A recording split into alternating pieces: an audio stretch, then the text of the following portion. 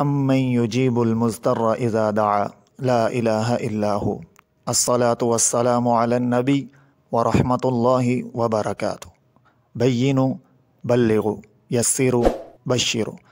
السلام عليكم ورحمة الله وبركاته صلاة التراويح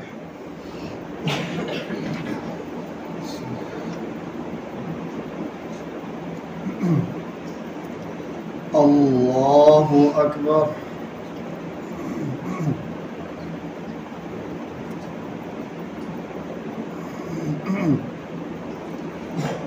الحمد لله رب العالمين الرحمن الرحيم مالك يوم الدين إياك نعبد وإياك نستعين اهدنا الصراط المستقيم صراط الذين أنعمت عليهم غير المغضوب عليهم ولا الضالين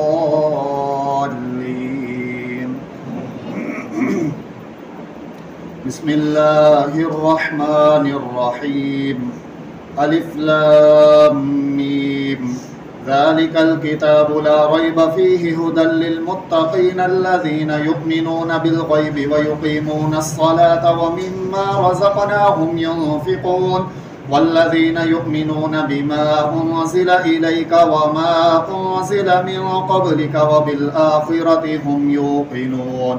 أولئك على هدى من ربهم وأولئك هم المفلحون إن الذين كفروا سواء عليهم أأنذرتهم أم لم تنذرهم لا يؤمنون ختم الله على قلوبهم وعلى سمعهم وعلى أبصارهم غشاوة ولهم عذاب عظيم ومن الناس من يقول آمنا بالله وباليوم الآخر وما هم بمؤمنين يخادعون الله والذين آمنوا وما يخدعون إلا أنفسهم وما يشعرون في قلوبهم مرض فزادهم الله مرضا ولهم عذاب أليم بما كانوا يكذبون وإذا قيل لهم لا تفسدوا في الأرض قالوا إنما نحن مصلحون ألا إنهم هم المفسدون ولكن لا يشعرون وإذا قيل لهم آمنوا كما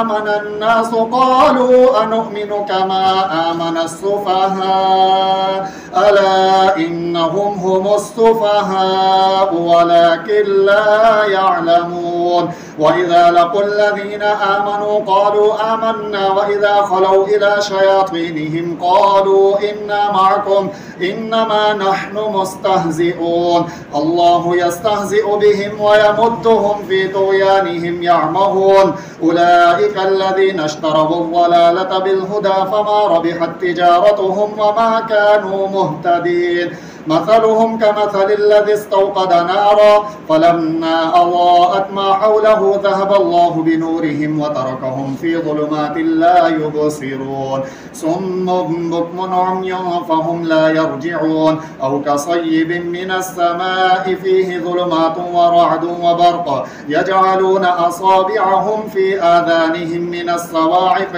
حذر الموت والله محيط بالكافرين يكاد البرق يخطف أبصارهم كلما أضاء لهم مشوا فيه وإذا أظلم عليهم قاموا ولو شاء الله لذهب بسمعهم وأبصارهم إن الله على كل شيء